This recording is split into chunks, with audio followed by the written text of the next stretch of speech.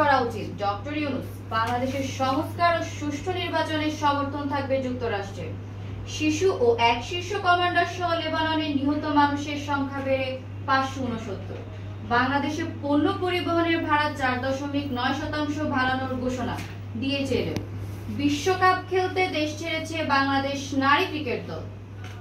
আসসালামু আলাইকুম, master media টিভির দুপুরের সংবাদে স্বাগত জানাচ্ছি আমি অমি সাহা। এতক্ষণ শুনছিলেন সংবাদ শিরোনাম, এবার বিস্তারিত।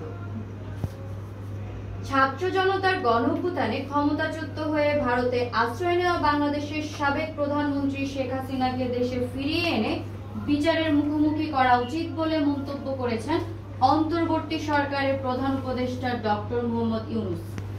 বুধবার যুক্তরাষ্ট্রের প্রভাবশালী পত্রিকা new York Times climate forward শীর্ষক এক অনুষ্ঠানে করা প্রশ্নে ডক্টর ইউনূস এ মন্তব্য করেন।